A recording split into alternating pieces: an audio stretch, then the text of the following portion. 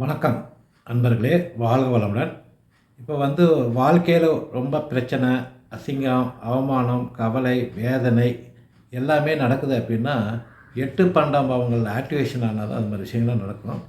எல்லாத்துக்கும் ஒரே விஷயமே நடக்காது. ஒவ்வொருத்தருக்கும் ஒவ்வொரு விஷயம் நடக்கும்.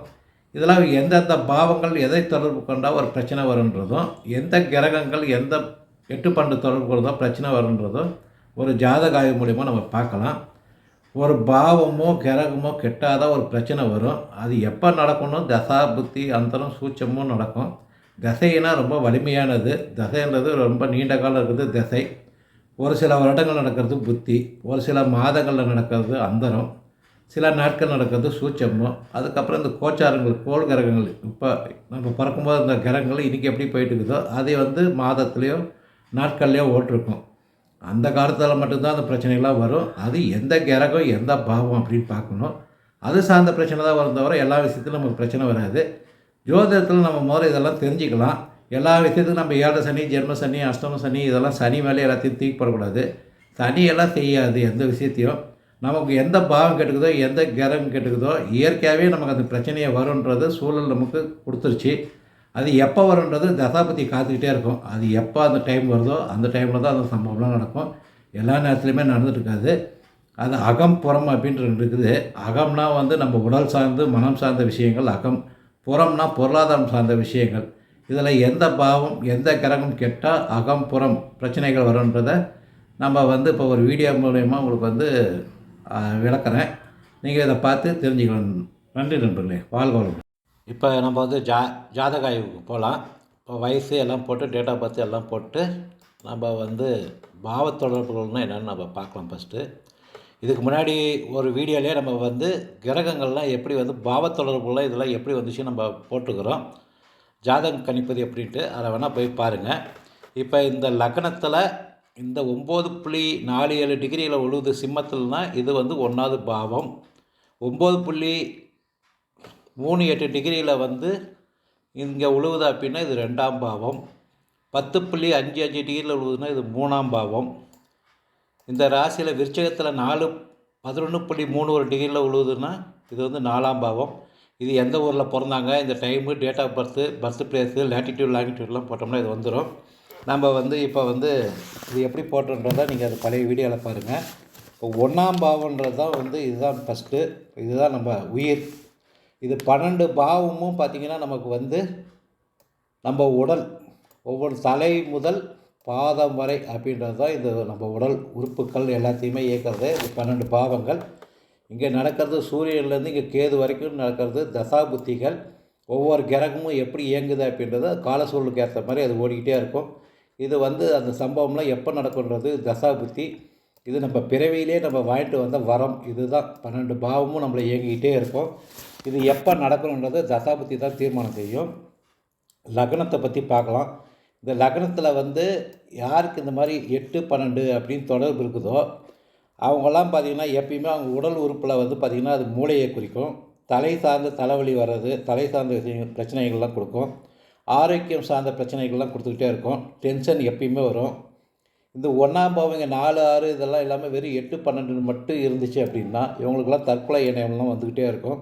எப்பயுமே நெகட்டிவ் தாட், நெகட்டிவான விஷயங்கள் தான் இவங்க பேசுவாங்க. பாசிட்டிவான திங்கிங்லாம் இருக்காது இவங்களுக்கு. இதுதான் 1ஆம் பாவத்தில் 8ஆம் 12ஆம் பாவங்க ஆக்டிவேஷன் ஆகும்போது இந்த மாதிரி விஷயங்கள் இவங்களுக்கு இயற்கையாகவே இருந்துக்கிட்டே இருக்குன்றது இது 1ஆம் பாவம். இது 2ஆம் பாவம். 2ஆம் பாவம் தான் ஒரு மனிதனோட கண், பல், முகம் சார்ந்த பிரச்சனை வரணும்னா 2ஆம் பாவம் கெட்டிருந்தால் தான், 8 12ஆம் பாவத்தை தொடர்பு கொண்டு இருந்தால் தான் அவங்களுக்கு இதை சார்ந்த இது வரும். இது அகம் சார்ந்த தொடர்பு. புறம் சார்ந்த தொடர்பு அப்படின்னா பணம் சார்ந்தது, பணம் இழப்பு, பணம் திருட்டு போகிறது, பணம் கொடுத்து ஏமாந்து போகிறது, குடும்பத்தை சார்ந்த பிரச்சனைகள். 2ஆம் பாவன்றது குடும்பம் சார்ந்த பிரச்சனைகள் வர்றது, பேச்சு மூலியம் பிரச்சனைகள் இதெல்லாம் வரணும் அப்படின்னா 2ஆம் பாவம் யார் கெட்டு போய்க்குதோ அவங்களுக்குலாம் இந்த 2ஆம் பாவம் சார்ந்த பிரச்சனைகள் வரும். இதெல்லாம் எப்போ நடக்கும்னா தசாபுத்திகள் அந்தரம் சூட்சமும் எப்போ வருதோ அப்போ தான் நடக்கும். அது காலம், வயது இதெல்லாமே பார்த்து தான் சொல்லணும். எல்லாத்தையும் ஒரே டைமில் சொல்லக்கூடாது. வயதுக்கு ஏற்ற மாதிரி சொல்லணும். இப்போ குழந்தையாக இருக்குது அப்படின்னா 5 வயசு 3 வயசு தசாபுத்தி அந்தரம் ஓட்டு அப்படின்னா பேச்சில் சரியான பேச்சு சரியாக இருக்காதுன்னு அர்த்தம். இது வந்து 50 வயசு 40 வயசுன்னா கண் சார்ந்த பிரச்சனை வரும், பல்லு சார்ந்த பிரச்சனை வரும்ன்ட்டு வயதுக்கு ஏற்ற மாதிரி தான் பேசணும். எல்லா விஷயத்தையும் சொல்ல முடியாது. 3ஆம் பாவன்றது நமக்கு காது, 3ஆம் பாவன்றது தான் காது, தோள்பட்டை, நரம்பு சார்ந்த பிரச்சனைகள் இதெல்லாம் வருது. அகம் சார்ந்தது. மனம், மூச்சு சார்ந்த பிரச்சனைகள், மனநோய், இந்த தற்கொலை எண்ணம் இதெல்லாம் வர்றது அப்பெல்லாம் பார்த்திங்கன்னா 3ஆம் பாவம் 8, 12 தொடர்பு கொள்ளணும். இது மட்டும் இல்லை, இதுக்கு கிரகக்காரன்னு பார்த்திங்கன்னா புதனும் சந்திரனும் கெட்டிருந்தால் தான் இந்த மாதிரி விஷயத்துக்கெல்லாம் அவங்களுக்கு வரும். இதெல்லாம் வந்து நடக்கிற தசாபுத்தி வரும்போது அந்த பிரச்சனைகள்லாம் இருந்துச்சுன்னா அவங்களுக்கு அதை சார்ந்த பிரச்சனைகள்லாம் வரும்ன்றதை நம்ம தெரிஞ்சுக்கலாம். மனநோயெலாம் வரும். அப்போ தகவல் தொடர்பு சார்ந்த பிரச்சனைகள்லாம் வரும். அதுக்கப்புறம் இந்த டென்ஷன் எடுக்கிறதுனால பிரச்சனைகள், இளைய சகோதரர்கள் பிரச்சனைகள், மாமனார் மூலிய பிரச்சனை இதெல்லாம் வந்து அகம் புறம் சார்ந்த பிரச்சனைகள்லாம் இதில் வரும். 4ஆம் பாவன்றது நம்ம உடம்புல வந்து கொழுப்பு சத்து, உடல் பருமன், நுரையீரல் சார்ந்த பிரச்சனைகள்லாம் வரதுக்கான விஷயத்தை காட்டும். கூட்டு குடும்பன்றது 4ஆம் பாவம் தான். தாயும் 4ஆம் பாவம் தான். அப்புறம் வீடு, நிலம், வாகனம், சொத்து, சுகம், அப்புறம் உற்பத்தி சார்ந்த பிரச்சனை, கல்வியில் வந்து 12வது வரைக்கும் +2 வரைக்கும் படிக்கிற டைமில் வந்து இது 8, 12லாம் நமக்கு இருந்துட்டு தசாபுத்தி வந்துச்சுன்னா படிப்பில் பிரச்சனை வரும். குத்தகை, விவசாயம் இதை சார்ந்த பிரச்சனைகள்லாம் வரணும் அப்படின்னா 4ஆம் பாவம் யாருக்கு கெட்டு போயிருக்குதோ அவங்களுக்கு தான் அதெல்லாம் வரும். எல்லாத்துக்கும் எல்லா விஷயமும் வராது. இது சார்ந்த பிரச்சனைகள் உங்களுக்கு வரும். அடுத்தது 5ஆம் பாவம் நம்ம பார்த்துட்டோம்னா 5ஆம் பாவம் வந்து ஹார்மோன்ஸை குறிக்கிற பாவம். ஹார்மோன் சார்ந்த பிரச்சனைகள், வெள்ளையணுவில் வந்து பிரச்சனைகள்லாம் வரும். அதனால் வந்து பதட்டம், பயம், கோபம் இதெல்லாம் வர்றதெல்லாம் அதுதான். சூரியனும் கெட்டு 5ஆம் பாவமும் கெட்டு இருந்தால் இதயம் சார்ந்த பிரச்சனை வரும். சூரியனும் கெட்டு 5ஆம் பாவம் கெட்டால் முதுகு சார்ந்த பிரச்சனை வரும். குரு கிரகக்காரகம் கெட்டு 5ஆம் பாவம் கெட்டுச்சுன்னா குழந்தை சார்ந்த பிரச்சனை வரும். சுக்கிரன் கெட்டு 5ஆம் பாவம் கெட்டிருந்தால் காதல் சார்ந்த பிரச்சனைகள் வரும். ஒவ்வொரு கிரகம் பாவமும் அது சேர்ந்து இயங்கும்.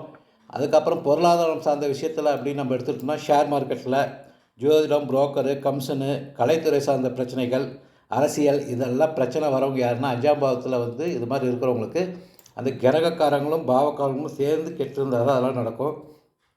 அதுக்கப்புறம் 6ஆம் பாவம், 6ஆம் பாவத்தை தான் நம்ம உணவுன்னு சொல்லுவோம். உணவு, வயிறு சார்ந்த பிரச்சனைகள், குடல் சார்ந்த பிரச்சனை இதெல்லாம் வரணும் அப்படின்னா 6ஆம் பாவம் யார் யார் கெட்டிருக்குதோ அதை சார்ந்த பிரச்சனைலாம் வரும். அதுவும் கிரகக்காரன் குருவும் கெட்டிருக்கணும். கெட்டிருந்தால் அது சார்ந்த பிரச்சனைகள்லாம் வரும். குரு பணத்துக்கு காரகன், அதனால் பணம் சார்ந்த பிரச்சனைகளும் வரதுக்கான விஷயங்கள்லாம் இருக்கும். கடன், நோய், எதிரி, வழக்கு, வேலை செய்யும் இடத்துல பிரச்சனை இதெல்லாம் வரணும் அப்படின்னா 6ஆம் பாவம் வந்து யார் யார் கெட்டு இருக்குதோ அது நடக்கிற தசாபுத்தி அந்தரங்கள் வரும்போது தான் நடக்கும். உடனே இங்கே பார்த்த உடனே இதெல்லாம் நடக்கும்லாம் எதிர்த்துக்கூடாது. அது எந்த காலம் சூழல்ன்றது தசாபுத்தியெல்லாம் தான் தீர்மானிக்கும். நமக்கு இந்த பிரச்சனை இருக்குன்றது தெரிஞ்சுக்கலாம், அவ்வளோதான். 7ஆம் பாவன்றது தான் ஒரு கணவன் மனைவியை குறிக்கிற பாவம். திருமணம் இது சார்ந்தது. அப்புறம் உடல் உறுப்பில் அகம் சார்ந்த விஷயம்னு பார்த்தீங்கன்னா கல்லீரல், கிட்னி, கர்ப்பப்பை பெண்களுக்கு இதை சார்ந்த இதெல்லாம் காட்டும். வியாபாரம், முக்கியமான வியாபாரத்துக்கு காரகம் வந்து 7ஆம் பாவம் தான். ஒருத்தர் வியாபாரம் செஞ்சு நல்லா தொழில் முன்னேற்றம் அடையணும் அப்படின்னா 7ஆம் பாவம் கெட்டுறக்கூடாது. 7ஆம் பாவம் கெட்டால் இது சார்ந்த தொழில் சார்ந்த பிரச்சனைகள், தொழில் மூலியம் அசிங்கம், அவமானமெல்லாம் இதாகும். திருமணம் சார்ந்த விஷயத்தில் 7ஆம் பாவம் 6, 12 தொடர்புகளை கொண்டு வர்றது. அது பண்ணிச்சு அப்படின்னா பிரச்சனை வரும். 6ஆம் பாவத்தில் 5, 9 தொடர்பு இருந்துச்சுன்னா வேலைக்கே போக முடியாது. அதுக்கப்புறம் 8ஆம் பாவம் தான் வந்து ரொம்ப முக்கியமானது. இது மர்ம உறுப்பு, விபத்து, ஆப்ரேஷனு, அடிதடி பிரச்சனை, கட்ட பஞ்சாயத்தில் பிரச்சனை இதெல்லாம் வரணும் அப்படின்னா 8ஆம் பாவம் செவ்வாயோ கேதுவோ ஒரு கிரகம் இருந்து அது தசா புத்திகளில் வரும்போது அதை சார்ந்த பிரச்சனை வரும். 70 வயசுக்கு மேலே தான் தசை வருதுன்னா அதை பற்றி அவங்க யோசிக்கக்கூடாது.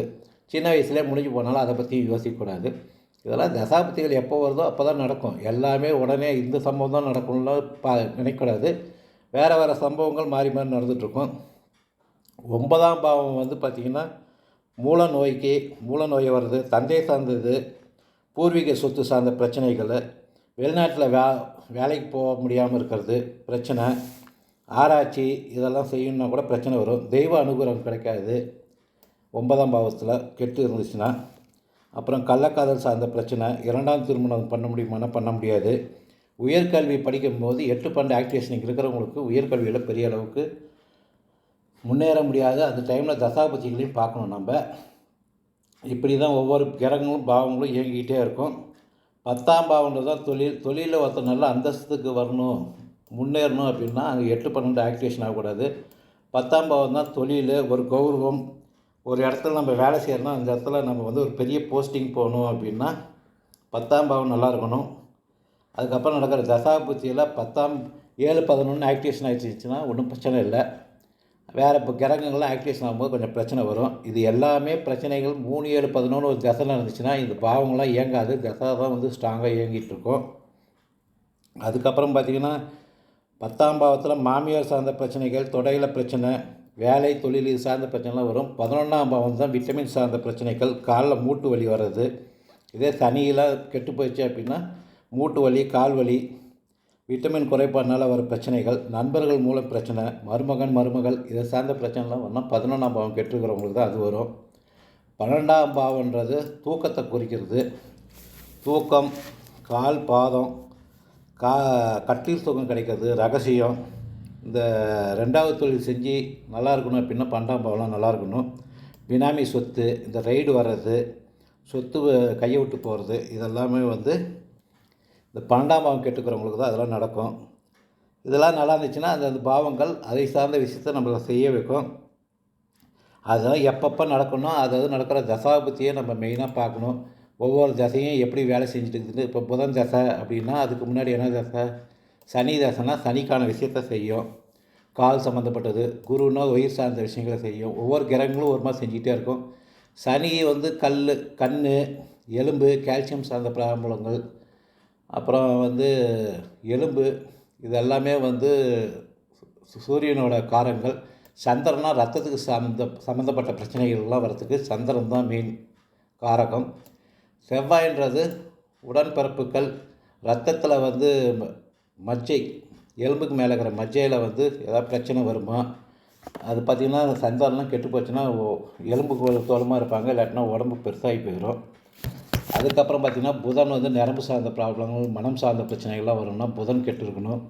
குரு வந்து உடல் பருமன் அதிகமாக வருது, வயிறு சார்ந்த பிரச்சனைகள், பணம் சார்ந்த பிரச்சனைகள்லாம் அது.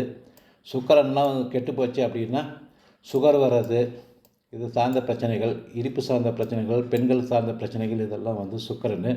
சனினா கால், ஸ்கின் அலர்ஜி, இதை சார்ந்த பிரச்சனைகள். ராகுனா லங்ஸு சார்ந்த பிரச்சனைகள். கேதுனா வந்து கெமிக்கல், நம்ம சாப்பிட்ற உணவில் வந்து அமில சக்தி நல்லா இருக்கணும், உமிழி நீர் நல்லா இருந்தால் ஜீரணசக்தி நல்லா ஆகும். இதெல்லாம் கிரகக்காரங்கள். இது எல்லாமே வந்து நமக்கு தசா புத்தி அந்தரமும் சூட்சமும் கோச்சாரம் அப்பப்போ எப்பப்போ என்னென்ன நடக்குதோ அந்தந்த சம்பவங்கள் ரொட்டீனாக நடந்துக்கிட்டே இருக்கும். வெறும் ஒரே ஒரு கட்டத்தை பார்த்துலாம் எந்த விஷயத்தையும் சொல்ல முடியாது. ஜோதிடம்லாம் இன்றைக்கி வந்து அப்டேட் ஆகிடுச்சு. அதுக்கேற்ற மாதிரி பார்த்து பலன் தெரிஞ்சுக்குங்க. என்னென்ன விஷயங்கள் நமக்கு பிரச்சனை இருக்குதோ அது சார்ந்த விஷயத்தில் நம்ம கொஞ்சம் உஷாராக இருந்துக்கணும், அவ்வளோதான்.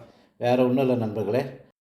அதுக்கப்புறம் வந்து நம்ம வந்து இது மாதிரி எல்லாத்துக்கும் புரிகிற மாதிரி வந்து அகம் புறம்னு போட்டிருக்கோம். நம்ம பொருள் சார்ந்தது, அகம் சார்ந்தது அப்படின்ட்டு.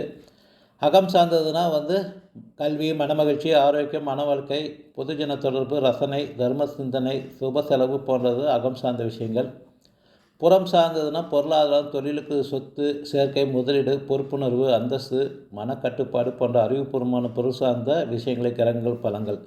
இவ்வளோ பர்சன்ட் தான் இவங்களுக்கு வந்து ஒவ்வொரு கிரகமும் இயங்குன்றதை நம்ம வந்து தெரிஞ்சுக்கலாம். தசாபத்தில் இவ்வளோ பர்சன்ட் தான் இயங்கும்.